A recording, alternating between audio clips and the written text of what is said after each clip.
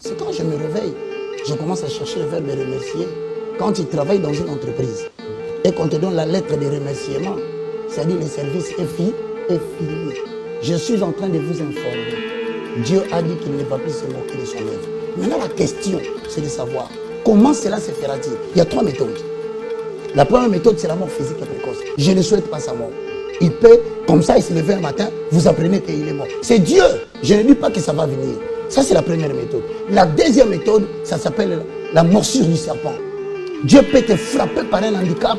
Tu deviens soit handicapé de la bouche, soit des yeux, soit de main, soit connaître un problème qui te rend incapable de te tenir encore pour faire les choses que tu faisais. La troisième chose, c'est tu fourniras beaucoup d'efforts. Dorénavant, rien ne viendra et rien ne sera positif. Tu vas commencer à tourner en rond. Maintenant, le deuxième, je conclue là. Toujours à limiter, côté industriel. J'ai participé au conseil. Sinon, vous croyez c'est pourquoi, sans mon orgueil, j'ai eu le courage de venir dire à la télé, papa m'a offert à limiter côté industriel. Sinon, vous croyez c'est sur base de quoi j'ai eu l'audace de me tenir debout pour dire il y aura une grande maman à la côté industriel à Kokouf. Sur base de quoi je me suis levé pour dire l'Éternel va frapper le pays, l'église de Kokangama. Yo sommes mon église de Kokangama dans le monde. Sur base de quoi je suis sorti pour dire en Europe, vous pouvez tous témoigner si vous suivez mes enseignements. Vous allez commencer à vivre des coupures d'électricité. Les gens m'ont pris pour un fou. Europe, coupure du courant. Mais ils n'ont qu'à témoigner. Mais maintenant, le deuxième. C'est-à-dire que nous sommes dans une génération où il y a mutation. Rémi, retiens. Ces grands serviteurs de Dieu que vous voyez, dans les jours à venir, vous ne le verrez plus. Vous n'allez plus le voir. L'Éternel a fait tomber la décision.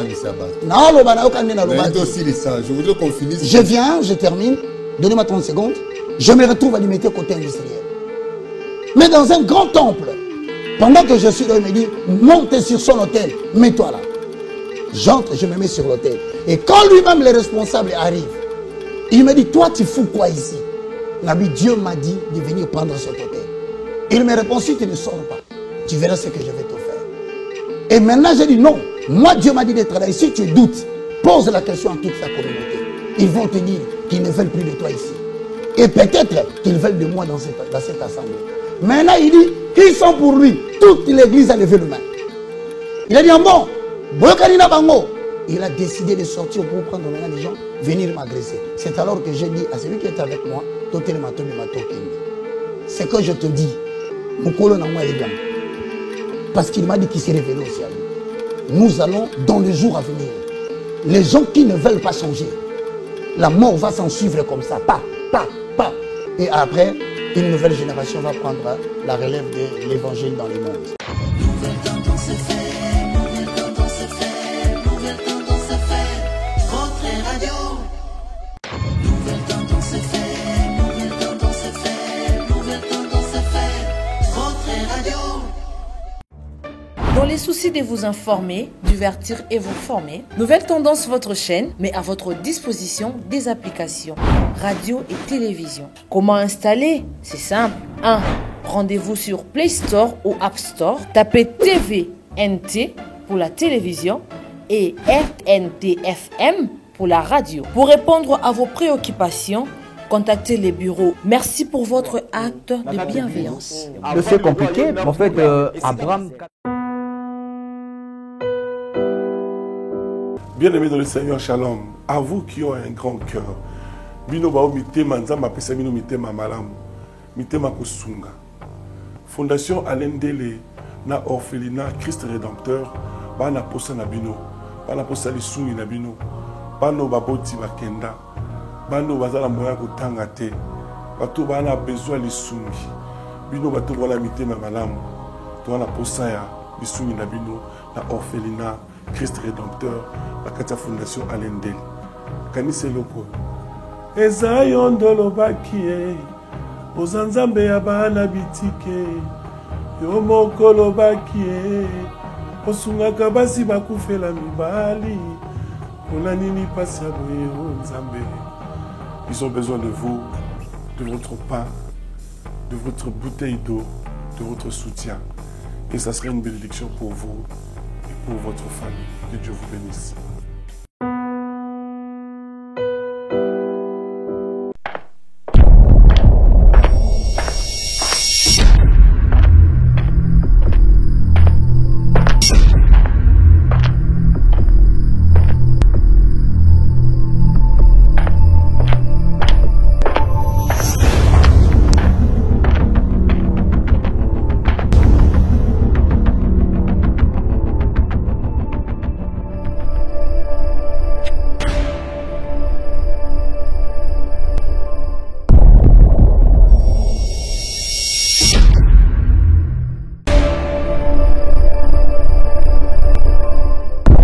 l'Église catholique qui a donné la Bible au monde.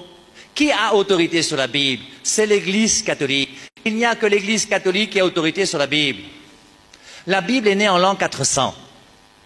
Avant l'an 400, il n'y a pas de Bible sur la terre. C'est pour ça que tous ces pasteurs Mbutuku, Gankuka, Marcelo Tunasi, je ne connais pas tous les Mbutuku que vous avez chez vous, tous ces gens sont des gens qui enseignent que seule la Bible est la parole de Dieu. Et enseigner que seule la Bible est la parole de Dieu est une erreur, c'est un mensonge. Et j'aimerais vous choquer et choquer la francophonie. Et je veux que tout le monde m'écoute et m'écoute très bien. Dans le Nouveau Testament, il n'y a aucun verset où Dieu nous demande de l'aimer. Mais quelqu'un me dira, le prophète, on a lu Matthieu chapitre 22 ici. Il dit ces deux versets sont les versets dont dépendent la loi et les prophètes. En d'autres termes, Hakim, tu aimeras le Seigneur ton Dieu n'est pas un verset de la nouvelle alliance. Ce n'est pas le commandement du Christ. Ce n'est pas la nouvelle alliance. Ce n'est pas la dispensation de l'église. Ce verset semble être bien. Et beaucoup de pasteurs nous prêchons toujours sur ça. Moi, le jour où ça m'a révolté, c'est quand je me suis rendu... Parce que quand on m'a prêché Jésus, je croyais que c'est Jésus qui est le seul qui était mort ressuscité le troisième jour. Le jour où je me suis rendu compte que 3000 ans avant Jésus, quelqu'un était mort, ressuscité le troisième jour. J'ai dit, là, il y a un problème. Il m'a aussi été reproché faussement qu'Esther venait déjà à Kinshasa du vivant de Blanche, ce qui est faux. Vous pouvez aller à la DGM, c'est seulement le mercredi. Elle est venue quand? Mercredi qu'elle est venue. Et d'ailleurs, quand elle est arrivée à l'aéroport, la DGM devait l'amener parce que c'était sa première fois. Je l'ai rencontrée après le départ de Blanche au travers d'un ami. C'est pourquoi j'aimerais dire aux veuves et aux veufs, ne vous laissez pas dépouiller. Ne vous laissez pas dépouiller. Ne vous laissez pas dépouiller.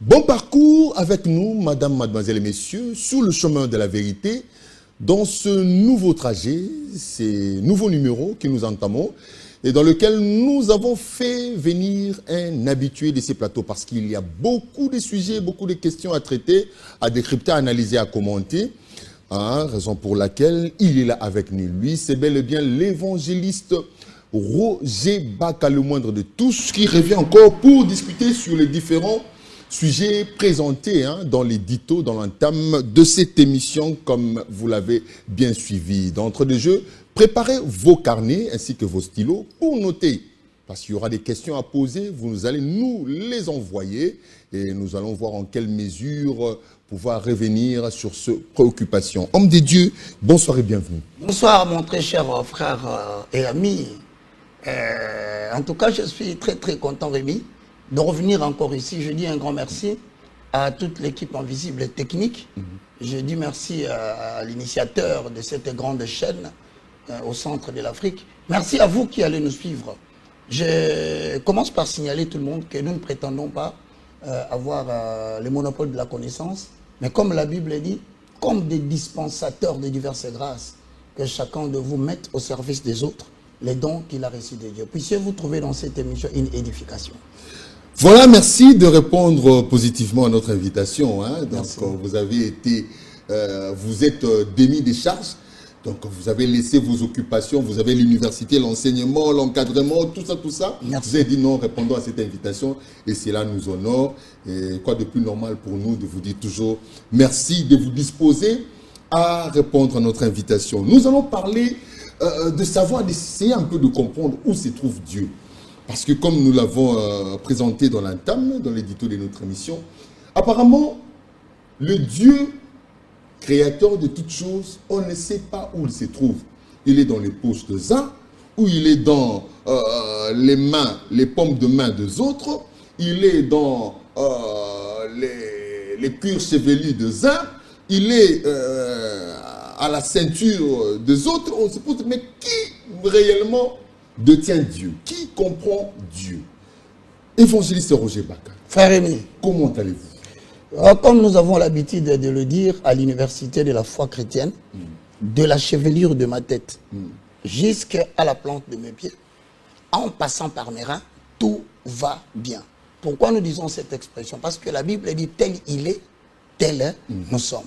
Et comme nous n'avons pas appris que ce matin, il y aurait une maladie au ciel où Jésus-Christ, assis à la droite du Père, souffrirait de l'hémorroïde, il va bien. Donc tel il est, tel nous sommes. Donc tout va bien. Vous êtes devenu actuellement, vous êtes tellement sollicité. Est-ce que vous ne trouvez pas que vous êtes en train de vous élever trop et au risque un jour de se retrouver très haut et de retomber, comme l'a bien chanté l'artiste musicien, l'évangéliste Moïse Matuka que nous saluons, qui est un vertige. On m'a dit tellement mingi, parce que la connaissance que vous détenez, que le Seigneur a dispensé à votre charge là, Amen, commence un peu à inquiéter. Vous dit, est-ce que, quoi y a-t-il? Merci, c'est une très belle question.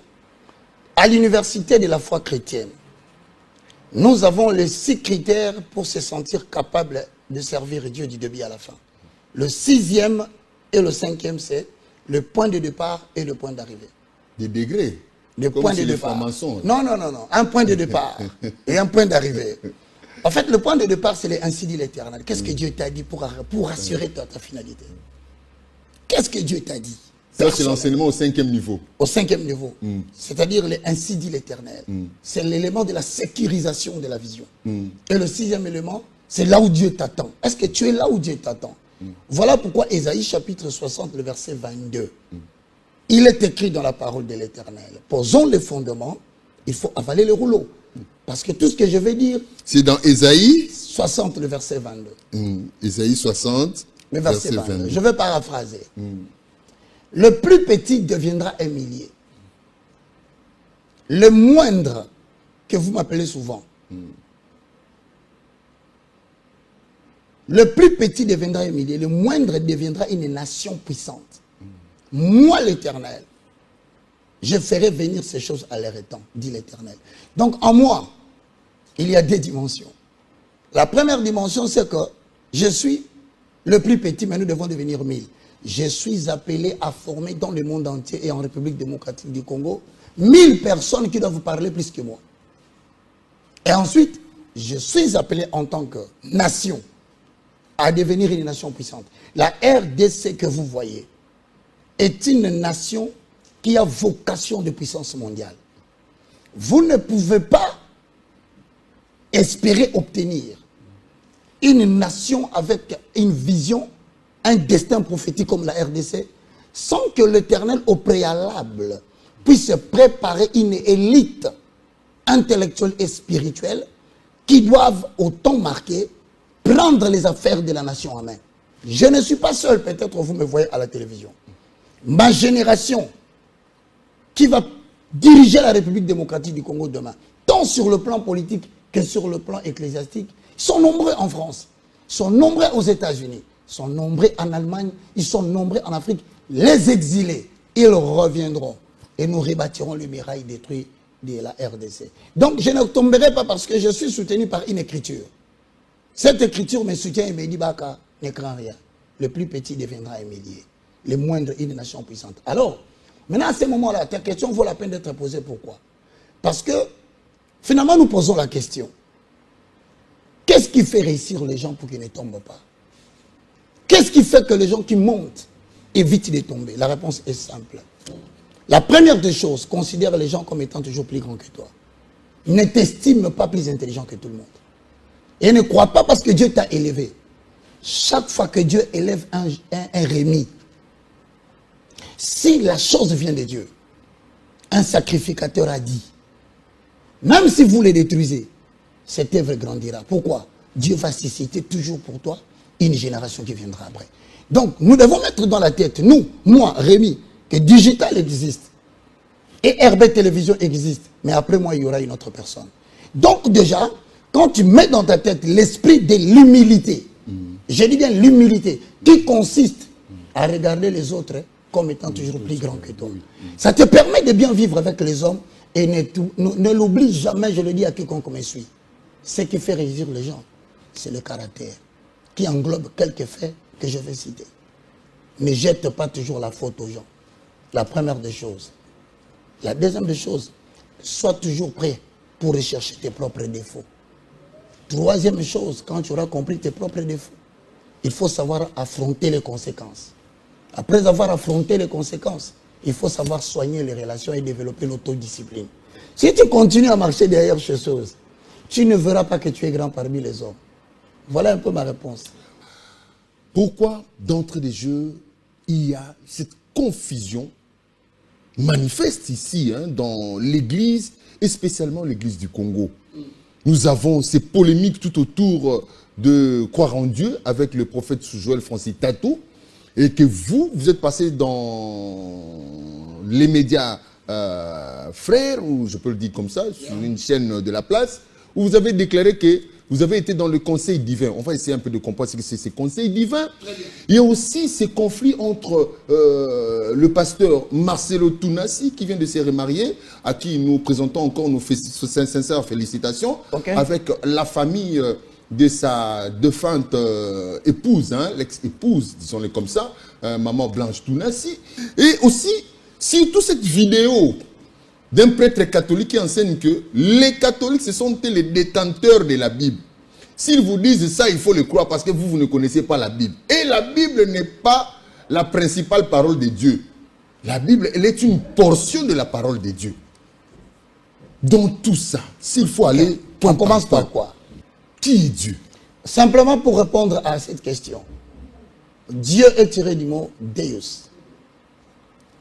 Deus veut tout simplement dire la source de toutes choses. C'est ça Dieu. Dieu, Deus, Nzambi, Nzambe, Vidimukulu. Et Yanyos. Et Bandelianos. Moubangishi na chuba lori. Ah, ko baluba so to sande la biloko na mama na beta ngo makasi. Chino bo chimanki na mona mvita mona no chama. Ah, félicitations à vous mes frères. Papa. Dieu, Deus, la source de toutes choses. Et bandeli na nyonso. Et bandeli pesuka na nyonso. Donc le début, l'alpha et l'oméga. Exactement. Est-il le Dieu de tout l'univers, de toute créature, ou il est un Dieu, un Deus, l'alpha, l'oméga, d'une branche de créatures, et spécialement des humains, qui sont appelés des élus? Tu sais, lorsque Dieu envoie Moïse, dans Exode 3, Exode 4, Moïse pose quand même un problème. Il dit, mais tu m'envoies aller parler à ton peuple. S'il me pose la question, qui est le Dieu qui t'a envoyé? Que vais-je lui répondre? L'Éternel Dieu dit à Moïse, lorsque tu seras devant eux, dis-leur que je m'appelle je suis. Celui en qui toutes choses existent. On ne me conjugue pas au passé. On ne me conjugue pas au futur. On me conjugue au temps présent. Je ne suis pas la voix, mais je suis l'être. Mais il sera difficile parce que je ne sais pas si vous avez bien saisi ma question. Non, est-il le Dieu de toute créature, je viens. spécialement des humains? Parce que là, vous parlez de Bible, d'une histoire judaïque. Non, attends, ce n'est pas une histoire judaïque. Il faut faire très Les égyptologues vont vous contredire. Non, non, non, non. Nous avons des tendances dans le monde. Ça s'appelle deux croyances. Parce que dans le christianisme, il y a ce qu'on appelle la liberté. Le christianisme n'est pas une religion qui enseigne des dogmes. Non. C'est différent. Ici, quand tu poses la question, je te dis, il y a des tendances en termes de conception de l'existence. Il y a des historiens qui disent que l'homme est le fruit de l'évolution. Donc nous partons des australopithèques, des pithécanthropes, de l'homme du Néandertal à l'homo sapiens sapiens. C'est une pensée. Mais lorsque tu reviens à Oldoway, en Afrique, ils disent eux-mêmes, se contredisant dans l'histoire, que l'Afrique est le berceau de l'humanité. Donc, si l'Afrique, selon la logique des historiens, est le berceau de l'humanité, on pose maintenant une question. Est-ce que l'Australopithèque a vraiment existé ici à Oldoway? Les mêmes historiens continuent à nous donner la deuxième croyance. L'homme est le fruit de la création. Donc pour eux, Dieu a créé un homme. Il lui a donné le nom d'Adam, qui signifie autrement homme. Avec l'Ève qu'il a tiré de la côte de l'homme, qu'il appela Ève, qui signifie femme. Maintenant, ici, la question que tu poses, est-ce que Dieu est-il seulement la source d'une espèce? Non. Parce qu'en cela, le mot Dieu n'aura plus son sens. Le mot Dieu signifie Deus, la source de toutes choses. Voilà pourquoi il dit à Moïse dans Exode 3, Exode 4. Il dit à Moïse, je m'appelle je suis. Mais lorsque vous venez dans le livre de Matthieu, Jésus-Christ répond, avant qu'Abraham fût, je suis. Donc on peut dire, tout ce que vous voyez dans le monde, c'est moi. J'existe par l'existence de toutes choses. Toute chose qui est perceptible à l'œil nu, même qui n'est pas perceptible à l'œil nu, c'est moi, Dieu. Autrement dit, ceux qui nous suivent à la maison devaient comprendre à partir d'aujourd'hui que Dieu n'est pas seulement la source de l'exister économique, autrement dit, homo economicus. Non, Dieu, il est la source de la faune. Il est la source de la flore. Il est la source de l'espèce humaine. Si toutes choses existent, tout le monde devait savoir que ces choses existent de par lui. Donc voilà, en ce sens-là, nous disons à tout le monde qui nous suit, tout ce qui existe, existe parce que ça a été créé par un Dieu. Et l'existence même de la chose prouve l'existence de Dieu. Est-ce que la Bible a-t-elle le monopole de la connaissance de l'être de Dieu, des enseignements de l'être de Dieu et des révélations de l'être de Dieu? Je sais que vous comprenez quand je dis tu as utilisé un bon mot. Dieu. Tu as utilisé un mot très important. Révélation. Révélation. Mesdames et messieurs, c'est la quintessence même de tous les problèmes que nous avons ici. Mais c'est quoi la révélation? Je vais d'abord lire la parole de Dieu pour mettre fin à ceux qui disent et à ceux qui croient, s'il vous plaît, que la parole de Dieu existe uniquement dans cette Bible. Comment ça? Mais il y a des gens qui disent que non, la Bible contient tout ce que Dieu a dit. Mais il y a des ceux qui disent non. Mais ceux qui voulons apporter déclarent qu'ils ne contiennent pas, donc la Bible n'a pas le monopole. Mais je les appuie. Je les appuie, pourquoi? Parce que c'est une vaine discussion pour les gens qui disent non, tout est dans la Bible. Oui. Tout n'est pas dans la Bible. Oui, parce qu'un seau ne peut pas contenir le fleuve. À moins que le fleuve lui-même, par son omnipotence, se décide de se contenir dans le seau.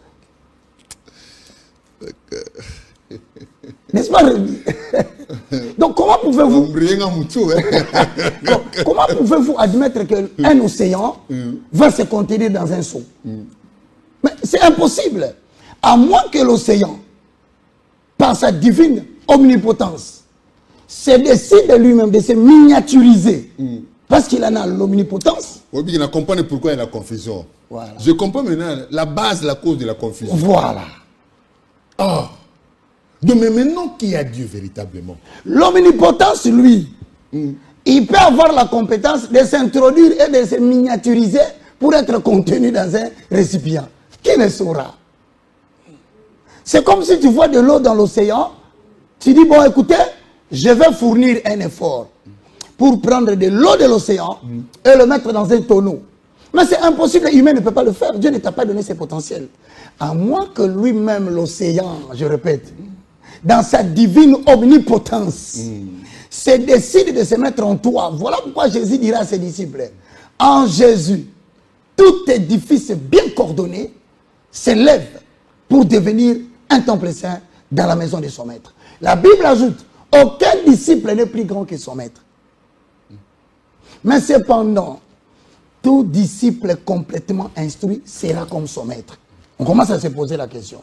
Où se trouve Dieu? Mais Dieu se trouve dans les disciples complètement instruits. Quand Dieu t'instruit, il dit que ça va, ça va. Je reste ici, je reste ici. Il est venu là-bas, il s'est mis. Mais, évangéliste. Mais revenons dans la préoccupation principale. La révélation, finalement, c'est quoi? La révélation est définie sous deux sens. Et quand les gens disent, mais est-ce que la Bible, c'est la totale révélation? Ne faites pas de disputes avec les prêtres catholiques. Ce qu'ils disent est totalement vrai. Parce que la révélation est définie dans deux sens. Au premier sens, on appelle la révélation au sens actif.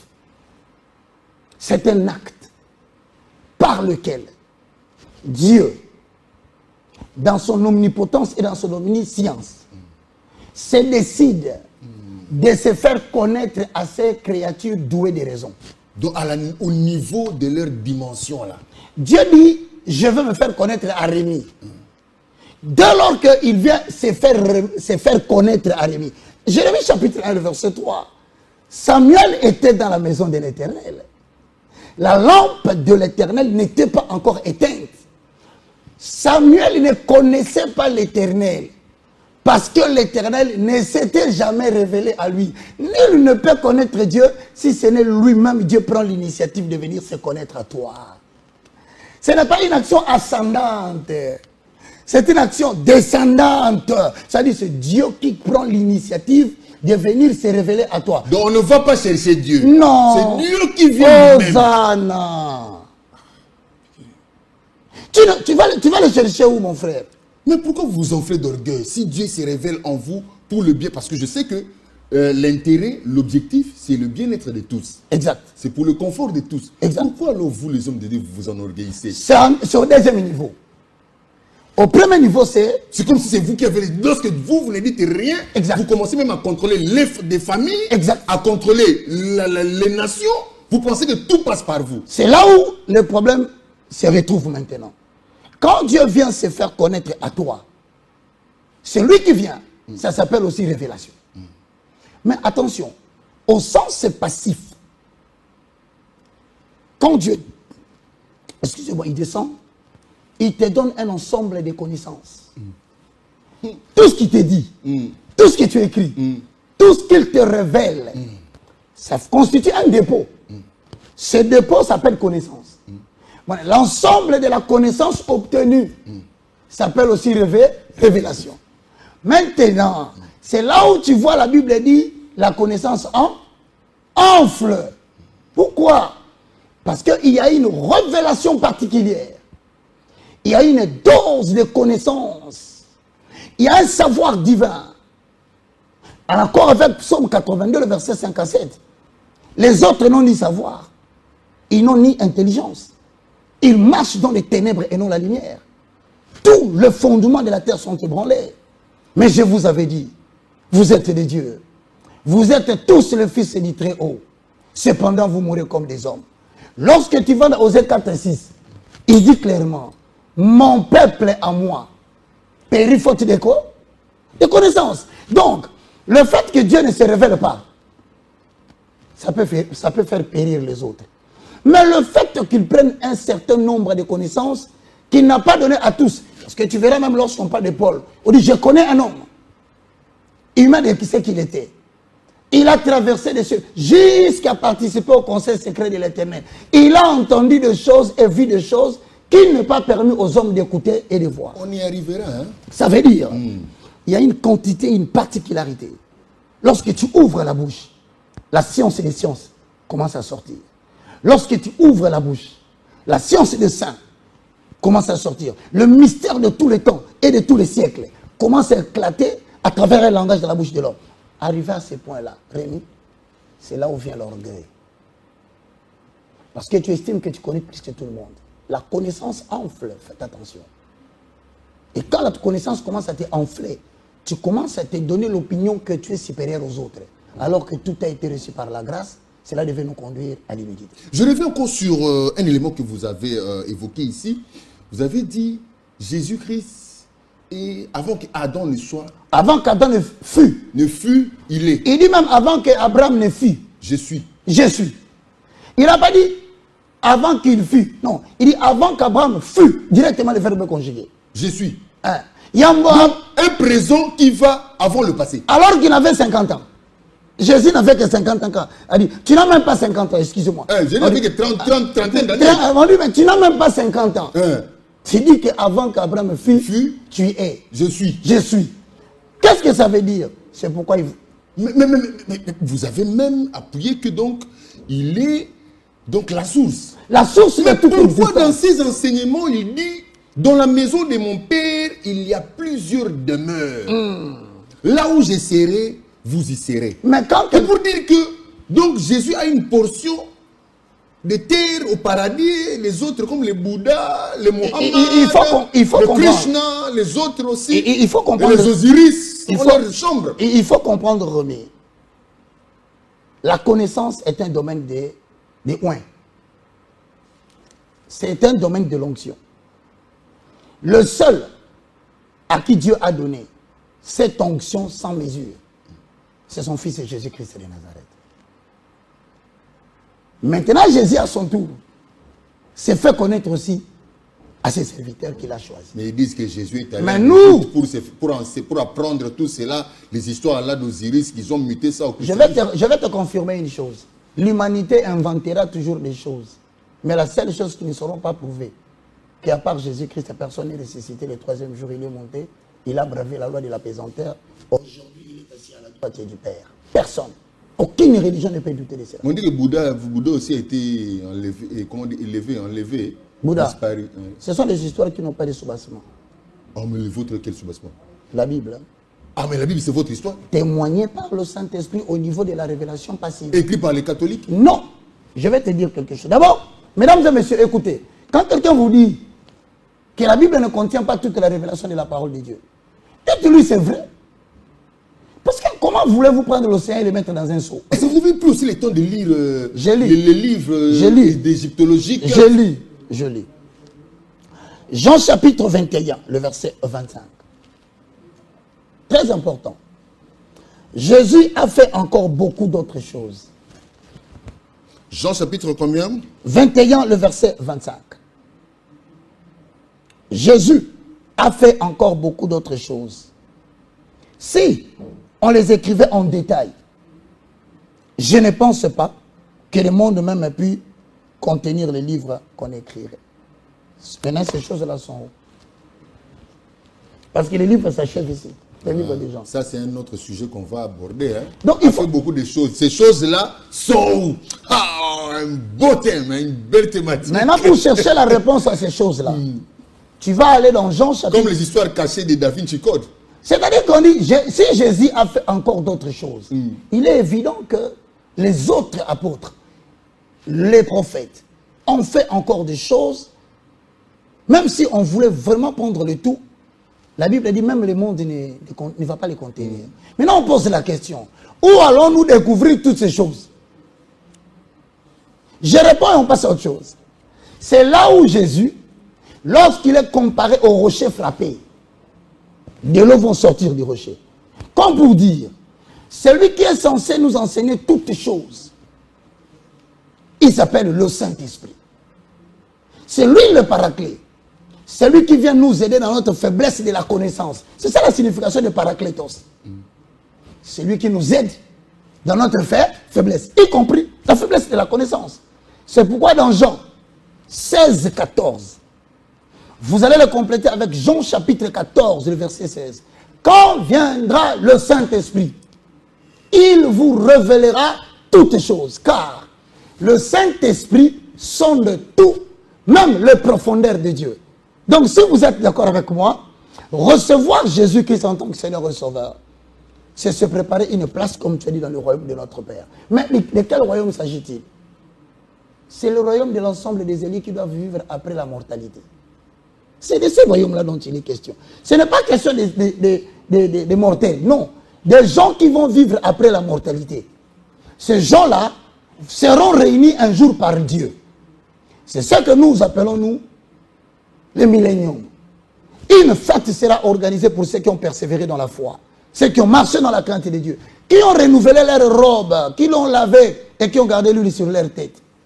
Voilà pourquoi je conclue en te disant, à la question de savoir si la Bible contient tout, je leur réponds clairement, arrêtez ces débats, la Bible ne contient pas tout. Mais puisque la Bible ne contient pas tout, qui va nous expliquer ce qui est resté là qu'on n'a pas entendu? C'est Jean 16, 14 sur le Saint-Esprit.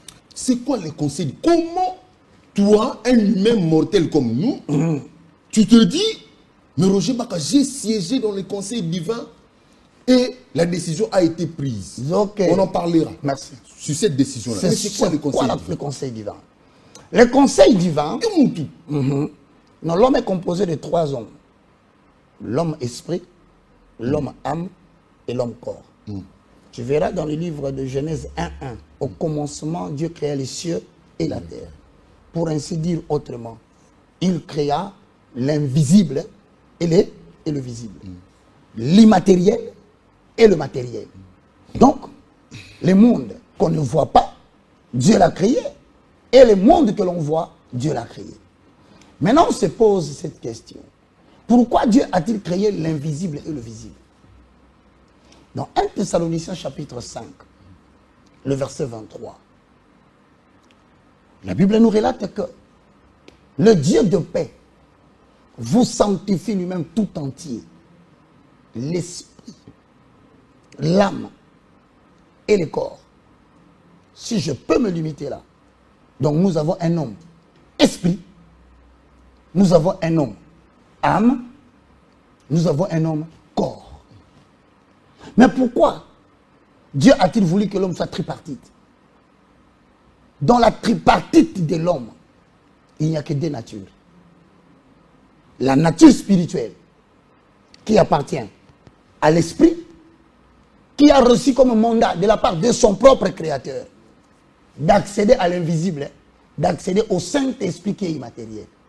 Donc notre contact avec le Saint-Esprit qui est le grand E, se fait avec notre petit esprit, le petit E.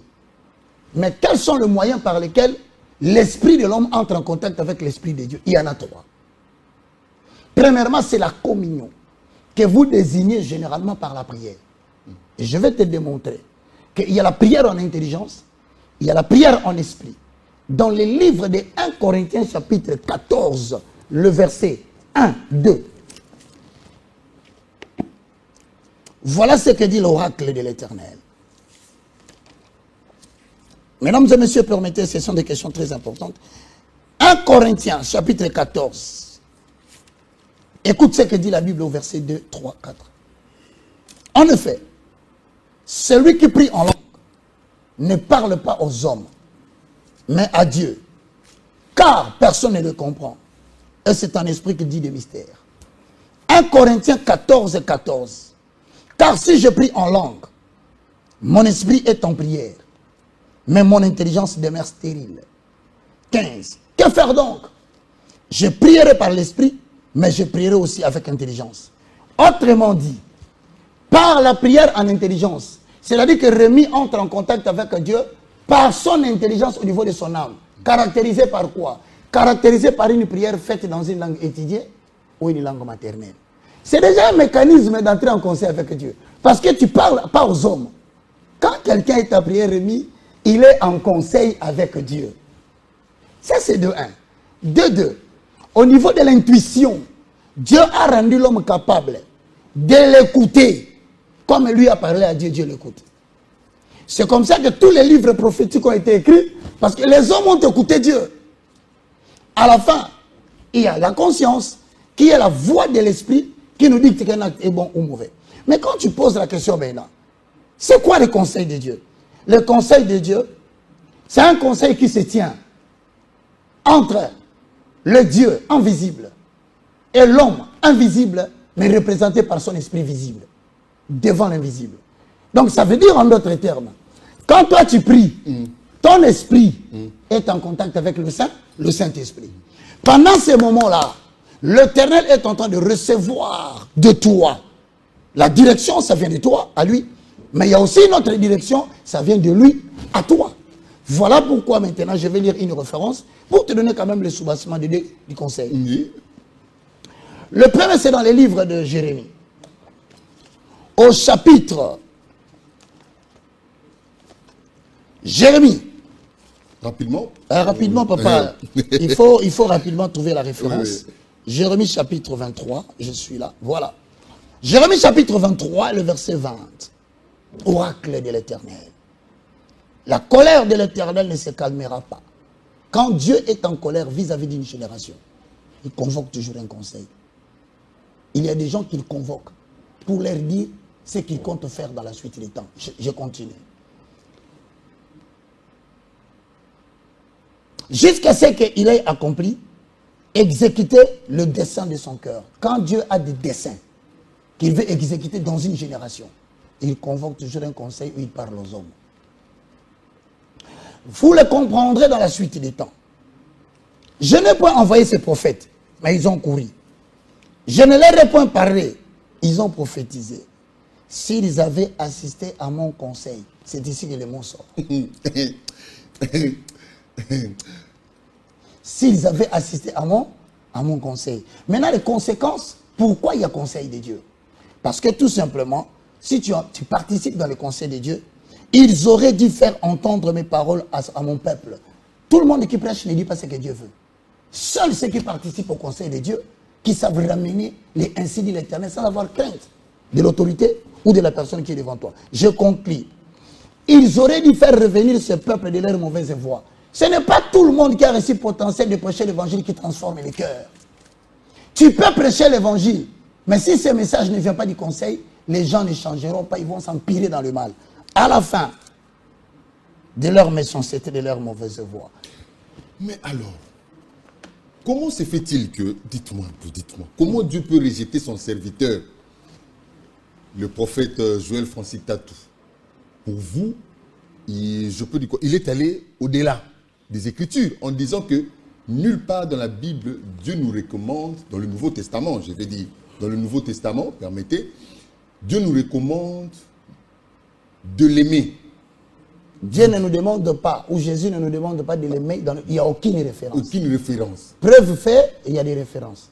Mais l'apôtre, le pasteur Jean Bosco Kindomba, quelque part, j'ai suivi une vidéo là, qui est en train de le soutenir. Rassure-toi, il ne le soutient plus. Tu as ma parole. Il ne le soutient plus dans cela. Tu parles avec moi. Donc l'homme de Dieu est rejeté. Vous êtes sûr? Je te dis, mettez le pasteur Jean Bosco à côté. Il ne le soutient plus dans cette histoire-là.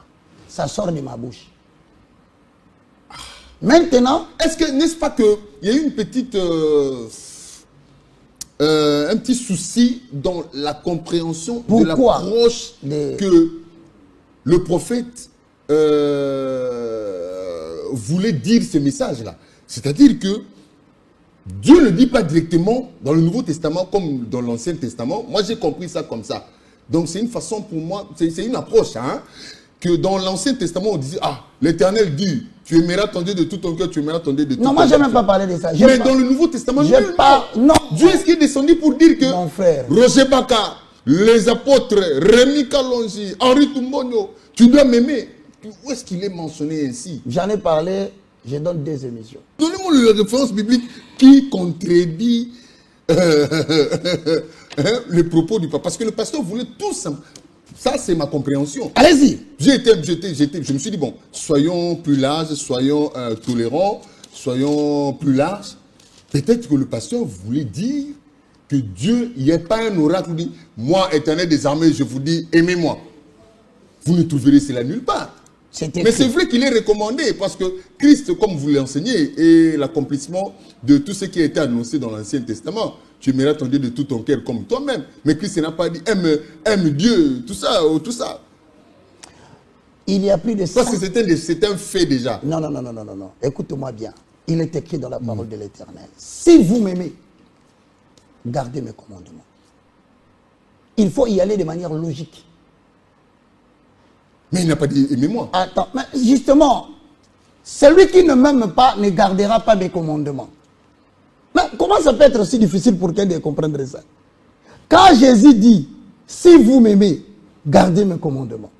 Celui qui ne m'aime pas, il ne garde pas mes commandements. Mais c'est clair et net qu'il est en train de vous dire.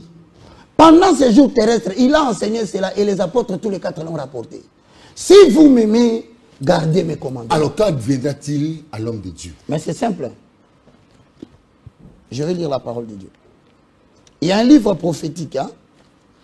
Je crois que c'est par là qu'on va essayer de... Oh là là, Zacharie, je suis. Pourquoi Dieu tient conseil? C'est pour prendre une décision qui va engager l'avenir, soit d'un individu, soit d'une nation. Je vais seulement lire. Zacharie chapitre 3, le verset 1, 2, 3, 4. Sans commenter. Il me fit voir le souverain sacrificateur, debout devant l'ange de l'Éternel. Et Satan qui se tenait à sa droite pour l'accuser. Contexte. Zacharie 3. 3, 1 à 4.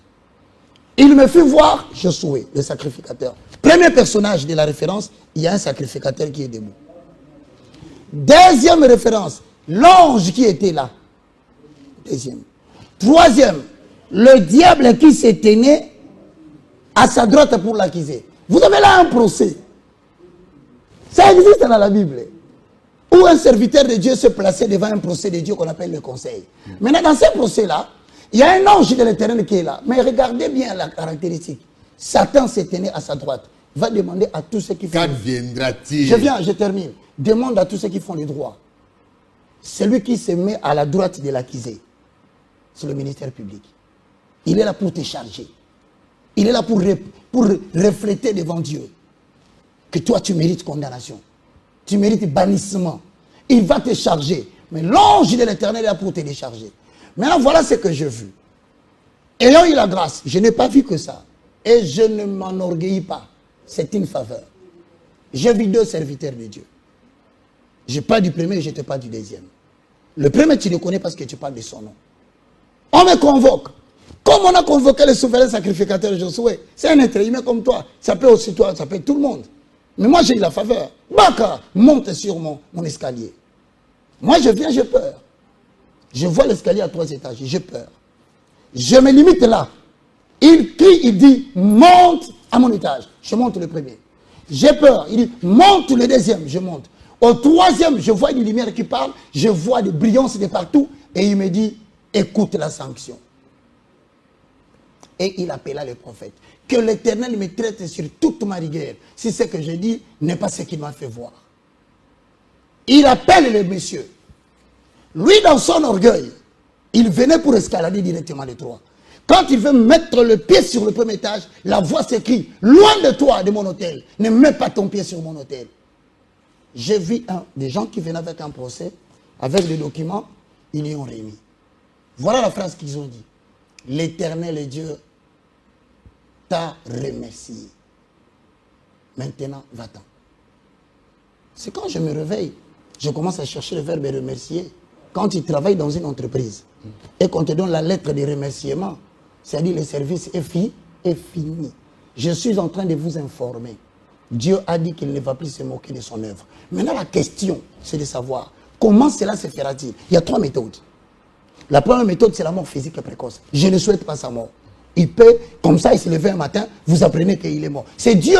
Je ne dis pas que ça va venir. Ça, c'est la première méthode. La deuxième méthode, ça s'appelle la morsure du serpent. Dieu peut te frapper par un handicap, tu deviens soit handicapé de la bouche, soit des yeux, soit de main, soit connaître un problème qui te rend incapable de te tenir encore pour faire les choses que tu faisais. La troisième chose, c'est tu fourniras beaucoup d'efforts. Dorénavant, rien ne viendra et rien ne sera positif. Tu vas commencer à tourner en rond. Maintenant, le deuxième, je conclue là, toujours à limiter, côté industriel.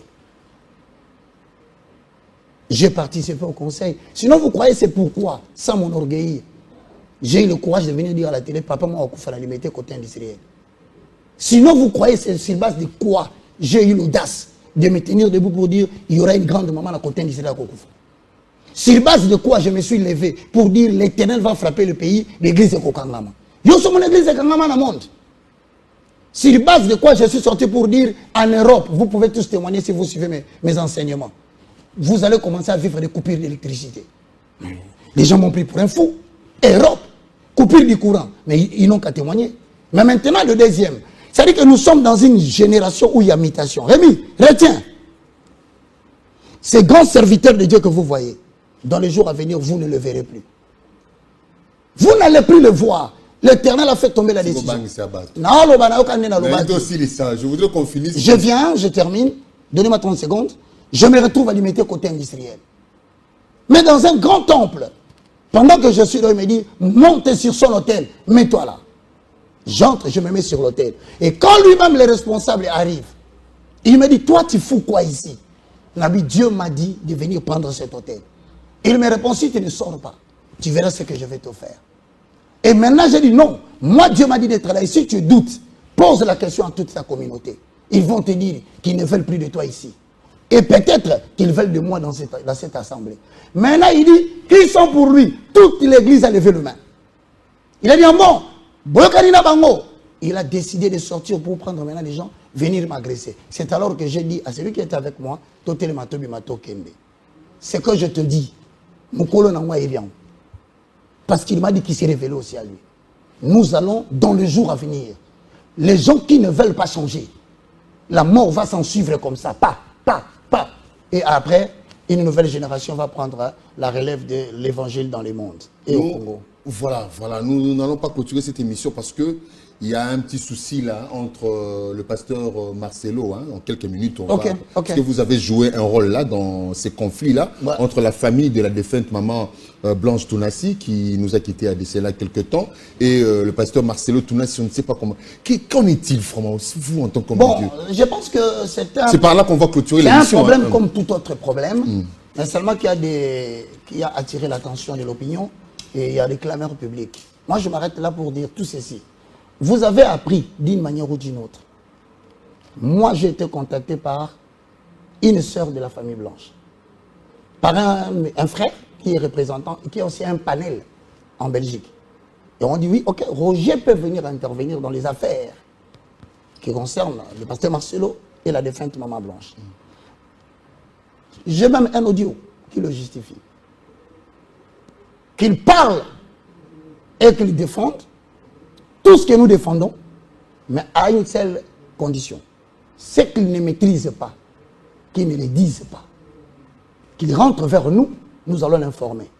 Si je mens, je prends bienvenue en Belgique à témoin et le représentant à témoin. Et dans cette affaire que nous étudions, finalement, il y a un besoin qui se crée. Il y a 3 choses que la famille veut demander au pasteur Marcelo. Primo, que les enfants aillent voir la famille de Maman Blanche, la défunte. 2, que le pasteur reprenne contact avec sa belle-mère, qui jusqu'au jour d'aujourd'hui l'appelle toujours mon beau-fils. Et à force de l'âge, elle se plaint chaque jour de l'absence de ses enfants. 3e chose, il était convenu que nous parlions pour que je lui dise d'arrêter de répondre à la chair et de lancer des colibés qui, jusqu'à preuve du contraire, n'honorent pas la défunte.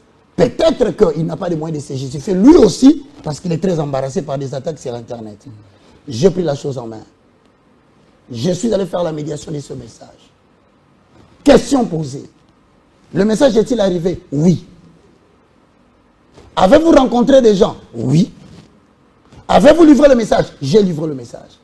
Mais comme j'ai constaté qu'après avoir libéré ce message, un membre de la famille, toujours du côté Maman Blanche, avec une consoeur en Afrique du Sud, qui vont passer à la télévision pour dire la famille n'a jamais délégué Roger Bach pour aller faire des démarches. Alors je me suis dit qu'il y a une controverse dans la famille de Maman Blanche. Nous voulons porter de l'aide, mais quand la famille ne veut pas, il ne faut pas continuer. Donc aujourd'hui, ayant donné mon message qu'ils avaient demandé, je me retire librement, par respect envers moi-même, parce que je ne souhaiterais pas que je sois mêlé dans un combat entre 2 personnes qui tiennent le couteau, que moi je sois au milieu et que je me blesse inutilement. Voilà. Voilà, nous sommes arrivés à la fin de cette émission. Grande a été notre joie de vous l'avoir proposé. Nous aurons pu débattre de beaucoup de sujets, mais ce n'est qu'une partie remise. On reviendra toujours. L'homme de Dieu est toujours disposé parce qu'il y a aussi un autre sujet. Il s'agit de l'obscurité qui est la haute dimension de la lumière. On en parlera prochainement. Merci à l'évangéliste le moindre de tous, merci. Roger Baka. Merci. Merci aussi à la grande famille de RBTV. Merci. Merci à Henri Toumbogno, Mardokai qui était à la prise de son. Merci beaucoup à Gabriel Missidi, Gabi qui était à la prise de vue. Merci à Donatien Lutundula, le cordon. On se retrouve prochainement pour un nouveau numéro, toujours sur le chemin de la vérité. Au revoir. Au revoir.